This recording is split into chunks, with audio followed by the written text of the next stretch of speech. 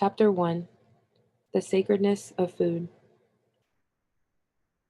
To our ancient ancestors, the entire creation is sacred.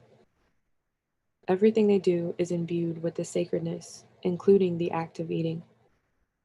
They know that all things in nature have more than one purpose.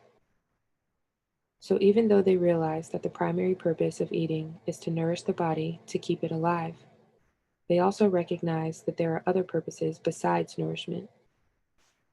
This does not mean that they downplay the value of nourishment, because it is just as important as the rest. Everyone knows that without nourishment, the body will not live long.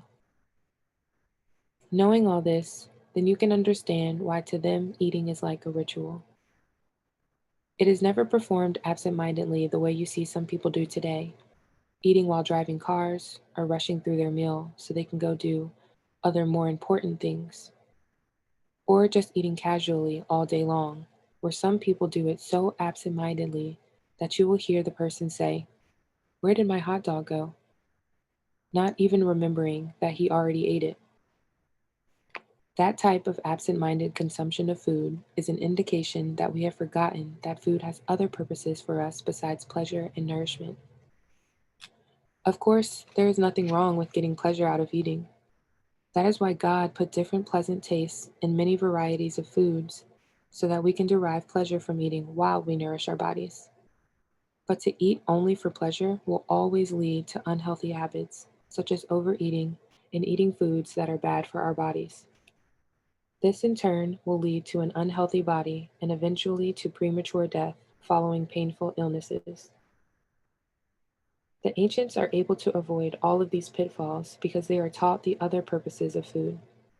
So eating is a sacred ritual that they performed with as much attention as any other important task in their lives. As I have mentioned before many times, the ancients eat only once every 3 days. This allows their metabolism to completely process the food with maximum efficiency and not allow for the accumulation of excess poisons in their cells. Also, the 3-day schedule enables their bodies to convert all, or almost all, of the food into useful energy, both on the physical and spiritual level.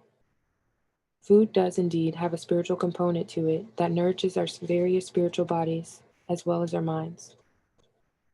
As you know, the society is organized into 72,000 towns of about 14,000 people each all over the world. Now, the 14,000 or so people in the town divide themselves into neighborhood groups, for lack of a better word. These groups consist of about 90 to 100 people each, and there are 144 of these groups in each town. The groups are made up of close neighbors of about 50 households who all share a single dining hall. So there are 144 of these dining halls in every town, except when there are children around. Then they build more dining halls to accommodate them. They eat together in these large dining halls every 3 days. Each group has its own 3-day timetable. So a third of the 144 group, 48 groups, will eat, say, on the first day of the week, then another third on the second day, and the last third on the third day, and the first third again on the fourth day, and so on. They do not have situations like we have today, where you see individuals eating by themselves, or individual families eating by themselves in their house. To them, it is a delight and a great pleasure to meet with the other 100 people in their neighborhood every 3 days and enjoy a meal together. Basically, the men in the group take turns collecting food from the central town market. And of course, it is completely free. They give their food order to the market custodians in the morning and pick up the food later in the day. Every 3 days, men from the group will row their boats to the market and pick up their food order. After the men collect and bring the food back, all food preparation and cooking is done by women. At other times, when there are children around, they build a separate dining hall next to the main hall where the children eat their meals every day up to 3 times a day. Every 3 days, when the adults have their meal, they will eat together with the children in the main dining hall. Obviously, not every member of the neighborhood group will be present at every meal. People visit friends or family, or go away on work or study for a few days, and sometimes for long periods of time. Plus, they also entertain visitors from out of town now and then. So even though their 3-day eating schedule is followed meticulously most of the time, it is not 100% rigid. Sometimes, for instance, when they are out in the field and someone sees delicious wild fruits, they will go ahead and eat some right there, especially if they want to find out if it is something they want to take back to their farms to cultivate. Also, when they visit friends and find them to be on a different 3-day timetable than they will adjust theirs to fit that of their hosts for as long as they stay there. Therefore, it happens many times that a person, having eaten the day before, will visit friends in another town the next day and find that they are having their meal later that day. Since it is never a polite thing to decline an invitation to dinner, he will join them, the result being that he ends up eating 2 days in a row. This does not disrupt their health in the slightest. The fact that they adhere to a regular 3-day eating schedule the vast majority of the time makes their body so perfectly healthy that breaking the pattern occasionally has no adverse effects whatsoever. As I was saying earlier, there are other purposes to eating foods besides nourishment. In order to fulfill these other purposes, women are taught in their women's rituals about the different types of foods and what other purposes they serve. All people are taught in a general sense about this, but in the women's rituals, they extend the topic to cover every aspect of it, especially its spiritual components. All adult women are familiar with it and are food experts. They prepare the right types of food suitable for each and every individual in their group. The women have the ability to discern the spiritual needs of each and every member at any particular time. So when they prepare the food order, they take into account the physical as well as the spiritual condition of each member at the time and what it will be 3 or more days later. As a result, the food that is brought back from the market every 3 days is different. This is also dictated by the season of the year, as some foods are available only during particular seasons. Nevertheless, they are so good at this that they manage to fulfill the needs of each and every member without having to consult them. The way they do it is by studying the auras of these people, and they can tell what physical and spiritual condition they are in. They then are able to determine what particular foods they will need to keep their physical and spiritual bodies in perfect health. When a person has a certain amount and type of energy in his or her body, the aura will reflect it in a precise way. Not only that, but as the person thinks about his or her plans for the next week or so, the amount and type of energy that will be needed to fulfill those expectations is also precisely reflected in the aura. Being masters at reading the aura, the women can tell that a person's nutritional needs will be for the coming several days. They use this information to compose their food order, which they would then give to the men. They do the same with visitors. When visitors are expected, the women will read their aura remotely before they arrive and include the results of that information in the food order. Such perfect coordination results in each and every dining experience being not only a pleasure, but also very satisfying health-wise for every person. The women take turns cooking every 3 days. It requires 4 men to pick up food from the market and 4 women to prepare and cook it for 100 or so people. Their food preparation system and cooking implements are far more sophisticated than ours today, such that it does not require many people. At the end of the meal, the women who cooked are always heaped with genuine praises about how good the food was. This happens every single time. At the end of each meal, as the people remained for a while longer in the dining hall talking, the 4 women who will be cooking next will take a minute or two to study the auras of everyone. The people are all in a happy mood at that moment. Having been well fed, they are relaxed and each one's aura is at its brightest, literally begging to be read. After reading their auras, they will retain this information and a day or two later use it to compile the next food order. This will be repeated like clockwork every 3 days. As you can imagine, this takes all the stress out of preparing, cooking, and eating food. People never have to worry about where their next meal is coming from or what types of foods they need to eat on any given day to maintain their health. This is all taken care of with perfect coordination and execution. It leaves them with all the time they need to take care of other things in their perfect lives, to work, to study, to socialize, and ultimately to fulfill their destinies. Now I will talk a little bit about their farming techniques, as well as their food distribution methods. Only the two youngest generations engage in farming and food distribution activities. This includes all the people under 1,000 years of age. None of them have taken part in any of the great rituals. And the generation above them, those under 2,000 years of age, and they have completed the first great ritual, but not the second. Most of the work is done by the younger generation, the older one being there mostly to teach them how to farm and to coordinate the food distribution process. When there are children around, they too are taken to the farms to teach them at the earliest possible age. They have large plots of land dedicated specifically to farming and growing fruit trees. As I mentioned before, each country is divided into 6 clans, and each clan into 100 districts, each district being made up of 10 towns, or approximately 144,000 people. Every district has a large plot for farms and orchards. That means there are farmlands in every suitable part of the country, enabling them to grow every part of fruit according to climate.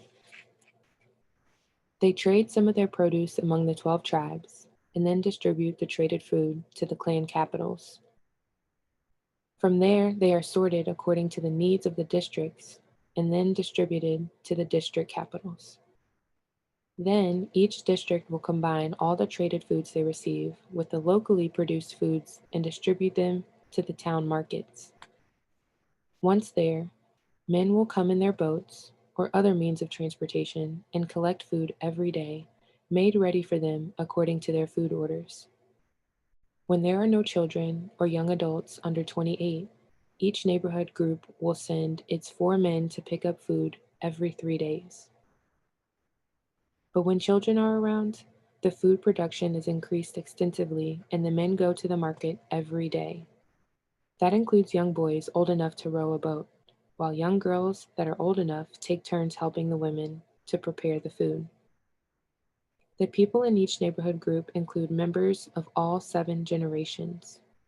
Remember that at all times, under normal circumstances, there are always 7 generations of people on Earth, the youngest being under 1,000 years of age, then those 1,000 to 2,000 years, and so on up to the oldest generation, 6,000 years and older. All of them are there in every town. Once a couple builds their own house in a certain town, they live there for the rest of their lives. They never move to another house or another town and make a new home. Only newly married couples move, usually the woman moving to the town of her husband in the present patriarchal society. After settling down, they will live in that same house for the rest of their lives. Every couple builds their own house with the help of their neighbors. When a family patriarch and matriarch ascends, the home plot of land they occupied will now be occupied by the married couple next in line for a new home. Usually, the patriarch and matriarch will not ascend until their youngest descendants are over 77 years old. Only then does the plot of land become available. In the meantime, the youngest married couple builds a small house on the land occupied by the man's parents. Each family lives on a large plot of land, close to 4 acres for small families with 2 children or less, and larger for big families with more than 2 children, so there is plenty of room to build more houses. Since they get married at the age of about 14 to 18 years old, they will continue to live in their own house on the same land with their parents until they are over 77 years old. Then a plot of land becomes available when a senior couple ascends. They do not have children until they are over 1,000 years old and have completed the first great ritual. The young couple, when they eventually get their own plot, will then remove all the structures that were built on that plot and renew the land using certain methods they were taught. They then build their main house and surrounding structures on that land and live there for 7,000 years or longer until they too ascend. The only time people move out of their towns is at the end of the 700,000 year elder cycle, when the entire earth is rearranged. As I said before, this happened about 150,000 years ago. And so you will find every generation represented in every neighborhood group, and they all contribute to the dining work. The women cooking and the men picking up the food from the market and cleaning after dinner. But all the older men, those above 3,000 years of age, always joke that they don't have time to be rowing around in boats to pick up food. They say they did enough of that when they were young. What they do is, when their turn comes, they go to the market remotely with their minds, dematerialize the food in the containers, and rematerialize it at its destination. And they always play games with the cooking women. When the women come in to cook and find the storage room containers empty, they know right away it's the old timers playing tricks again. So they wait for a few seconds, and then the bins instantly fill with food right before them. All the men, when their turn comes, get the food order from the women and relay it telepathically to the market custodians the morning of pickup day. There are always between 9 and 12 people working at the market when it is open. They all receive the food orders telepathically. When they come to work in the morning, the first thing they do is come together and make a combined telepathic announcement to the whole town that they are ready to receive food orders. Within about a minute or two, they receive 48 food orders for that day from 48 different groups. As I said, there are 144 groups, and every day a third of them, 48 groups, will eat dinner. The food orders all come in nearly at once. The whole process takes less than 5 minutes. The people do not use a writing system, but the containers of each neighborhood group are permanently marked with symbols and colors. They mentally record all the orders, about 4 or 5 orders per custodian, and then proceed to fill the empty containers that are sitting on the dock that were exchanged for full ones 3 days earlier when the men came to pick up the food. Their system of fulfilling the food orders is simply amazing. All the foodstuffs have been previously sorted and stacked on the market shelves, different types of food in appropriately sized, uniform containers. The containers are made of a certain type of manufactured crystal with a sealing lid. The food is kept at a constant temperature in the storage rooms, whose walls are built with thick stone. The most perishable foods, such as fruits and vegetables, will stay fresh in these crystal containers for up to 7 years, but they don't keep food that long. Food that is rotated from the oldest stock and taken to the dining halls will usually have been sitting in storage in the town market for about 7 to 10 days. Before then, it will have been in storage at the district capital for another 7 to 10 days. And before then, if it is traded food, will have been in the clan capital storage rooms for another 7 to 10 days. And before then, at the farm storage area for several more days. So it is in storage and distribution for a total of 20 to 40 days, depending on whether it is traded or local food. I'm referring specifically to perishable foods. They are stored in these crystal containers immediately after harvest, and 40 days later, they taste as fresh as food that was harvested that day. Grains, herbs, and other foods that are not easily perishable are in the storage and distribution cycle longer, being stored in much larger containers. They are transferred to smaller metal containers made of silver or gold when they are ready to be picked up. When they are ready to fill the food orders, The market custodians sit in a round room in the middle of the marketplace. The room is surrounded by 12 storage rooms with variously sorted foods of all kinds. The custodians then bring the food order lists up in their minds, and as soon as they do this, the right number and kind of containers of food dematerializes out of the storage rooms and into the containers at the dock. They are able to do it instantly without having to locate the different foods because they already know where every single container is located and the type and amount of food in it.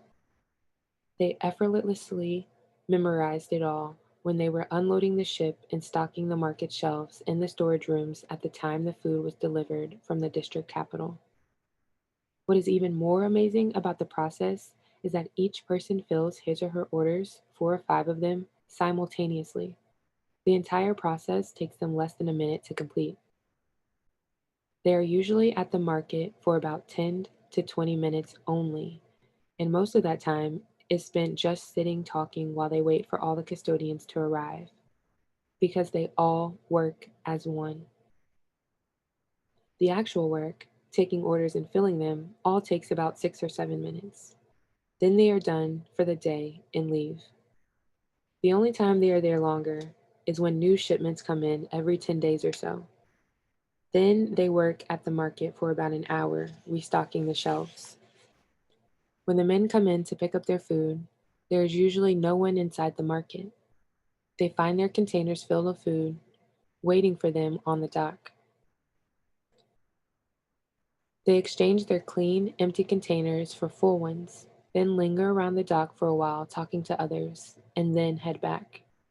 They get to talk to the market workers only once every 10 days when they find them unloading the ship. Now, the market workers are not the same people at all times. Every adult in the town does this job, as well as many others.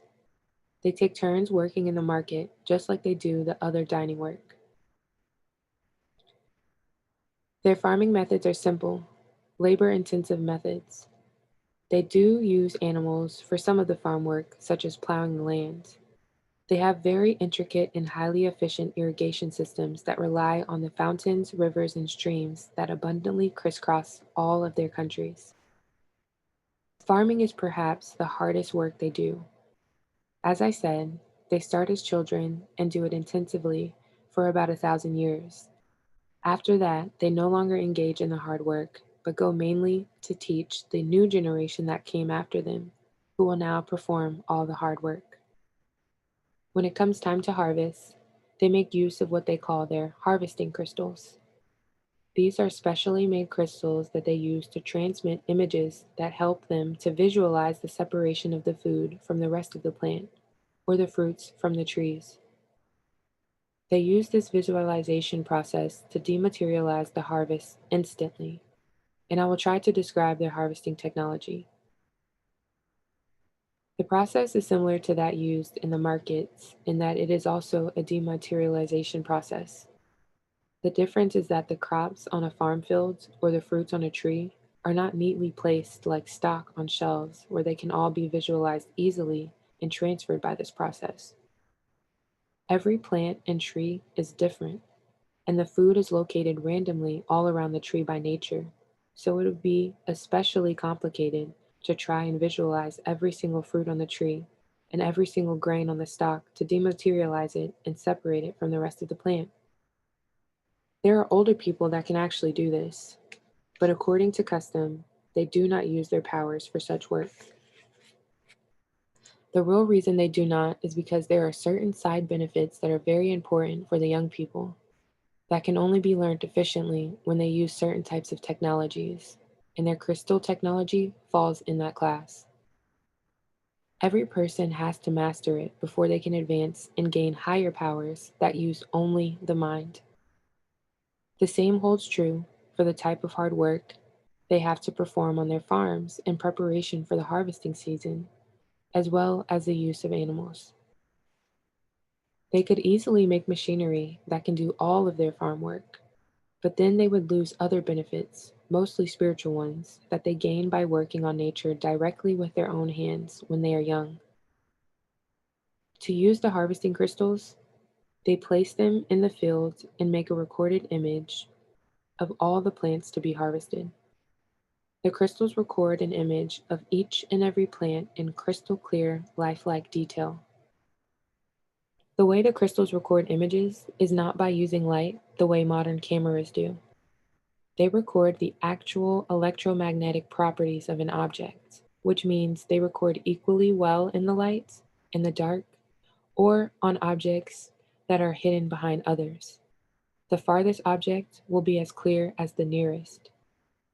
As I have said before, everything in existence has a unique frequency of vibrations.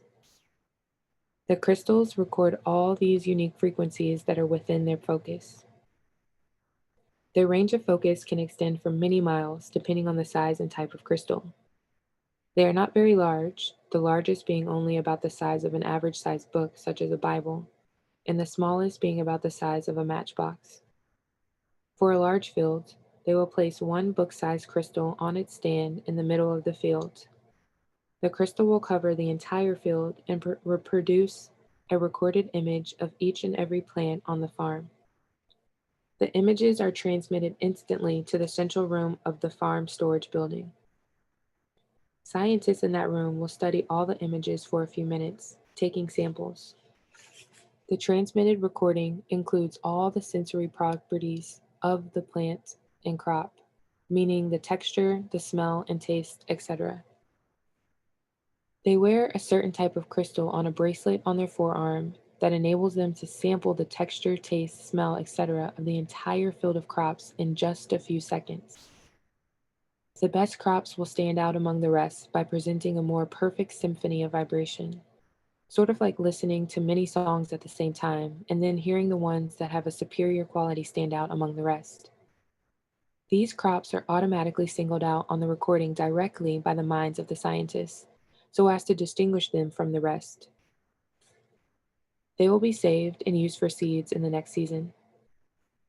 When that stage is completed, and it only takes a couple of minutes, they then go to the next stage, which is to separate the grains from the rest of the plant. This separation occurs on the imagery only. It is not yet an actual separation out on the farm. The crystal is programmed in such a way that it can tell the difference between a grain and the rest of the plant because they have clear, distinct frequencies of vibration.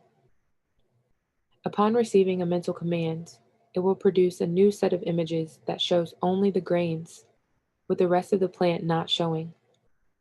At this point, the scientists are ready to go to the final step, which is to dematerialize the grain and move them into their containers in the storage rooms.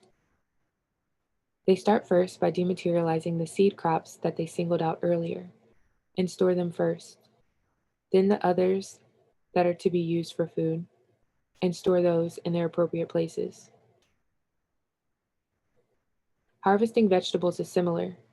They make an image distinction between the edible part of the plant and the rest of the plant by programming the frequencies into the crystal. The crystal then presents them with the images made up of only the edible part, not showing the rest of the plant. Then they dematerialize only what shows on the images in the room, thus separating the edible part of the plant from the rest. In a similar way, they harvest the fruits from their orchards. First, they separate the seeds from the best tasting fruits to use them in the next planting. Then, the crystal, when recording an image, does not capture only the exterior part of the object like a modern camera. It captures the entire vibrational symphony that make up the fruit.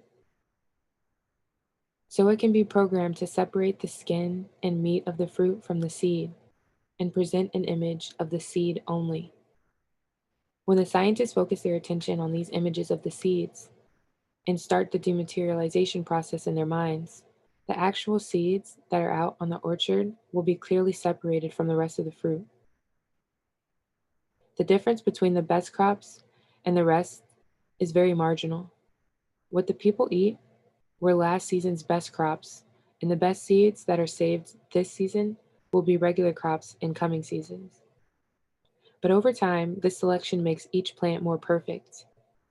Even though the difference is barely noticeable over the short run, in the long run, The farm plants evolve slowly but steadily, partly because of human civilization, until the end when they will reach the pinnacle of their evolution and become absolutely perfect. They transport their produce on large cargo ships and other means of transportation. I will talk only about their ships. These large ships are self-operated with no one aboard. They are guided along the canals and rivers by a programmed crystal with a set path. Their man-made canals and waterways are extremely well built with clean, flowing, drinkable water. They are lined along the sides and bottom with marble and other hard stones. They are fed with water from the natural fountains, rivers, and other streams. In some towns, they are connected directly to large lakes that are in elevated areas. At the entrance to the main canal that feeds all the other canals at the edge of the town, they place a type of magnetic gate. This is a specially designed magnetic field suspended between two crystals. They fine-tune the way this field operates by programming the crystals. Generally, they are programmed to let only water go through the magnetic gate, which purifies it as it goes through. The programming is very complex. It will allow only specific minerals through that are flowing with the water, while diverting others away from the main canal back to the stream via a separate, smaller canal. The gate will also prevent any kind of debris, such as leaves and twigs and mud, from entering. It will also let certain types of small fish and other water life through, but not others. The magnetic field extends from the gate along the length of the canals, providing a type of cover over the entire canal system. This prevents all other debris from falling into the canal, such as falling leaves, dust, insects, etc. Because of this, the canals never need cleaning. They maintain themselves in pristine condition for thousands of years. The lining stones also never need replacing for the entire life of the canal system. The only type of maintenance performed on the system is to ensure that they always have an adequate supply of water to the inlet. Sometimes the streams can get diverted by natural circumstances, in which case they would dig and reroute it accordingly. The people are very fond of water. You will see them swimming in the canals every day. In all the towns that have canals, there are some that do not, that use other means of transportation. The main canals are about 50 feet wide, with narrower canals connecting to them. The main canals are meant for the large cargo ships. The connecting narrower canals are used by smaller boats, such as the ones they use to go to the market. Connected to the sides of some of the canals are large swimming pools, about 200 feet by 200 feet, where people swim. Each town has about 40 of these large pools. Even the towns that do not have a canal system have their swimming pools. The children will not only swim in the swimming pools, but they will go into the traffic lanes of the canals and swim there also, especially the main ship canals. When they see a large cargo ship coming, some children will just stay in its path to see what will happen. This is a game they like to play. They know that the cargo ships are unmanned, and they do this just to see what the ship will do. All ships and boats, even the smaller ones, are equipped with a child-proof system that will stop the ship if there is any object in its path. Even though the children are told this, they still play this game. When they see that the ship indeed comes to a stop and will not move until they get out of the way, then they move and thereafter lose interest in the game. It seems that all children do it. The adults just ignore them, knowing that they will only do it once or twice and then lose interest, because they too did it when they were children. One thing they are unable to do, though, is to approach within 10 feet of the ship. The ships are covered by a field that prevents anyone from advancing beyond its 10-foot perimeter. Only mature people, those who have gone through puberty, are able to disengage the field and board the ship by using a mental command, and they never give this command to children. When the children become very curious and want to board the ship, a couple of adults or older teenagers will take them to the marketplace where the ship is headed. After it docks, they will take them aboard so they can look at it. This happens a lot when there are children around. But because, for the greater majority of the time, there are no children on Earth, the unmanned ships are free to go on their way without any trouble. There are bridges located at regular intervals for crossing the canals. These are not elevated bridges. They are mechanical bridges that advance and retract from both sides of the canal. They are made from giant slabs of very light but hard stones. Each bridge consists of two long slabs, one on either side of the canal, that are about 14 feet wide and 50 feet long. Each stone is laid lengthwise in a trench near the water's edge. The trench is about 10 feet deep and 50 feet long to take the whole length of the slab. The slabs then slide into the water towards each other until they touch to form a bridge. The top of the stone is only about a foot above the water level, and the water level itself is about 2 feet below ground level. When they are fully in and touching, the water will continue to flow under the stones. Only a third of the length of the stone is in the water. The remaining 2/3 is still supported in the trench by its own weight to prevent the stone from tipping over.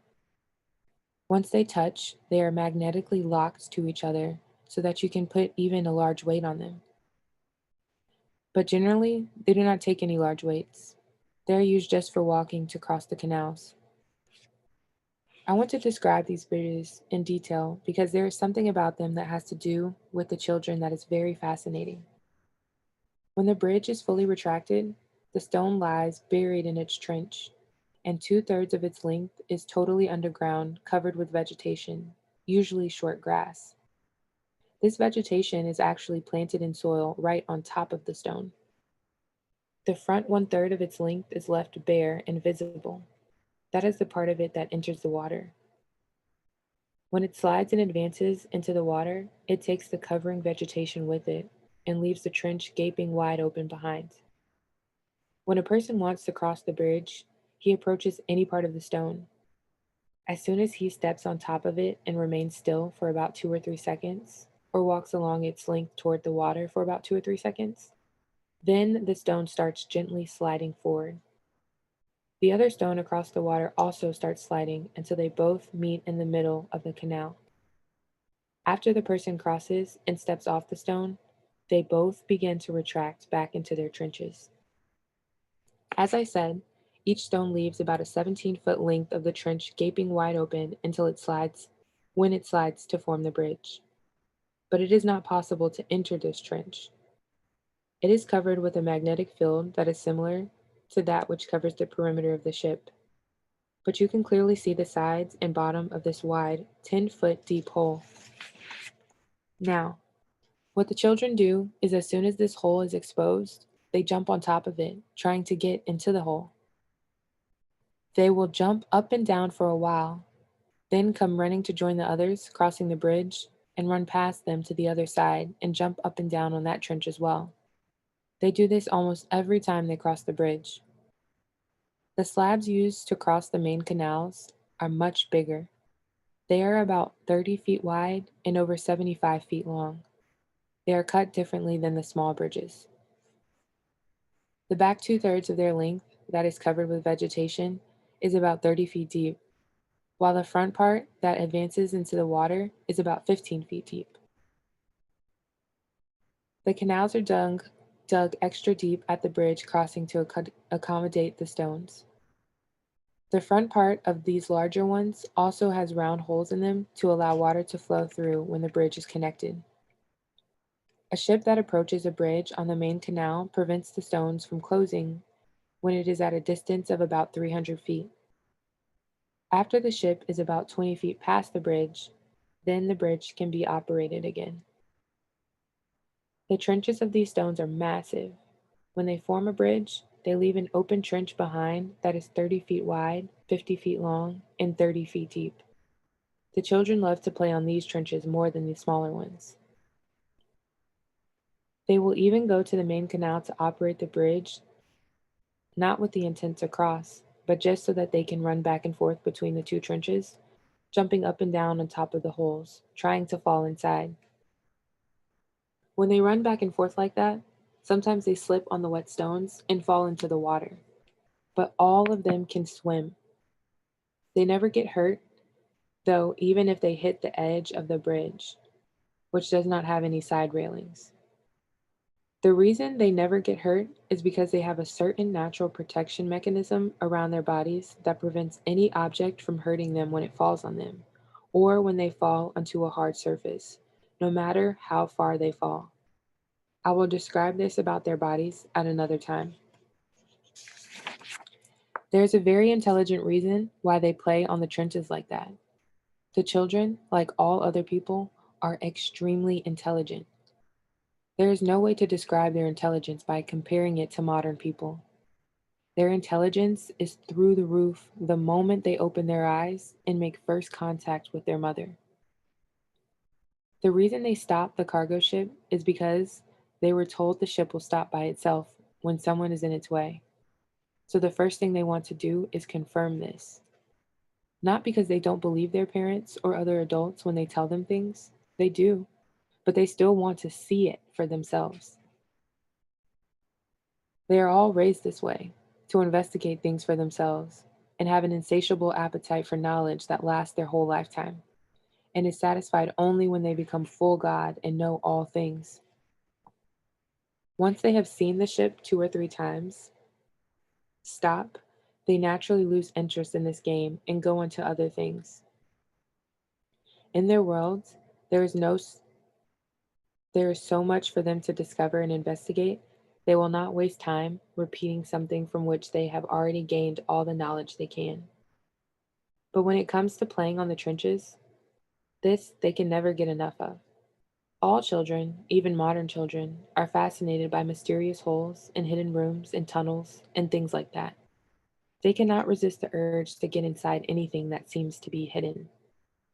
So they jump up and down on the trenches, hoping that someday they will be able to fall in and get to the bottom of the hole.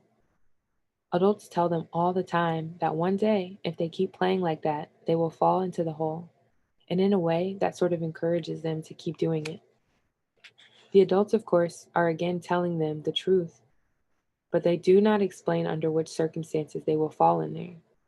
But every single one of them eventually falls in, and when they do not tell the other children that it happened. When they eventually fall in, it always takes them by surprise. This happens to every child right around the time they reach puberty. It happens spontaneously. You will see an older child of about 11, 12, or 13 still walk to the trenches once in a while and peer curiously down the hole. At that age, they no longer jump up and down on the top of the hole, but they will still accompany their younger siblings or friends to the trenches now and then to watch them play. Then, one of these older children will approach the hole and stand on top of it, still wondering how he can enter it. If it is his or her time, it will happen quickly, taking him completely by surprise. The child will find him or herself on the floor of the trench, looking up at the other children, who are still running back and forth across the bridge, screaming at the top of their voices, and jumping up and down on the hole, completely ignoring him. Still surprised, and now getting confused, he will continue to look up until he sees an older child standing up there, peering down at him. As he looks closer, he realizes that he is actually looking at his own body. At that point, something miraculous happens. He finds himself back in his body, perfectly conscious and still peering into the hole, and at the same time is still inside the hole, looking up at himself. Then he realizes that part of his mind seems to have disassociated and entered the hole, while the rest of his mind is still with him as he is in his body. As soon as he realizes this, he is overcome by an ecstatic feeling, and for the first time, he understands what the adults meant when they kept saying that one day he will fall into the trench. Right after that, the experience ends. He finds himself fully in his body. He quietly leaves the screaming children, who he can tell have no idea what just happened to him. He goes back home and tells his parents, uncle, older sister, or whichever adult he finds in his house or the house next door. The adult, upon hearing this, says absolutely nothing for a moment or two. Then as if he did not hear even what the child just said. He will say something like, "Why don't you take those tools over there and go to your cousin's house and help him fix this boat?" Or, "Why don't you go to the garden and pick some flowers for your mother?" Still confused, he or she will obey and go do what the adult says. From then on, he will not say anything to anyone else about it. Some days or even weeks will pass as if nothing happens. Then one day, one of his mentors will approach him or her and say, "You are now ready to prepare for your ritual of puberty." At that point, everything falls into place in his mind. He does not have any more questions or confusions about what happens. He realizes, without having been told by anyone, just from observing the way the adults are now looking at him, that this is something that happens to everyone who is approaching puberty. After the day the mentor tells him that, he finds out that he can disassociate at will and enter the hole whenever he wants. He also finds out that he can enter his house, in any house, while still standing outside. As he experiments with his new ability, he discovers its limits for someone his age. He finds out that he can remotely see only into places that are no more than about 700 feet from him. He cannot go further than that, no matter how hard he tries. He asks his mentor about it and is told that the ability is just starting to be born in him. It will increase after his first important ritual, the ritual of puberty. It will keep increasing until it reaches a peak where he can see to the other side of the earth after he completes his education at 77 years of age. That explains the fascination that all children have with the trenches. Now, to continue about the other purposes of eating, all the people over 77 years of age, meaning those that have completed the ritual for the creation of life, have a supernaturally intense awareness of everything they put in their bodies, especially the food and liquids they consume. They have an informal ritual that every day you will see being performed by someone somewhere. A person will go to a stream or fountain or any natural source of pure water and take some water into his hands and drink. Before drinking, he will say a certain familiar chant that everyone knows. This chant, generally speaking, can be explained like this. When a person wants someone, say an aunt or uncle, to explain something important to him, then he takes the water and before drinking it, communicates telepathically with the aunt to tell her that he is about to put in his body what was once in her body. To explain what they mean by that statement, it is clear that when people breathe out, some moisture comes out. Liquids also leave the body through sweating, but they sweat very little, even when doing heavy physical work. They have a part of their bodies, a natural mechanism for removing sweat and everything that is unwanted from their skin without taking a bath. This keeps their bodies clean at all times. So when they breathe out and exhale some water vapor, or when sweat is evaporated from their skin, it naturally becomes part of the moisture in the air. It will either fall down as dew or rise up to join the clouds and fall down as rain somewhere. Then it may flow in a river or water a plant somewhere or do one of many other things that are part of the Earth's water cycle. But someday, it may be a year later or many decades later, that drop of moisture that came out of an aunt's body will float down a river or stream and be captured by the person we mentioned above. Unbelievable as it may sound, all the people who are over 77 years of age have the ability to pinpoint a drop of water in a stream and identify it as part of the breath of someone they know. When such a thing happens, the person who is looking to perform this ritual is alerted in his mind automatically. He is then able to concentrate and spiritually see it as it comes down the stream close to his location.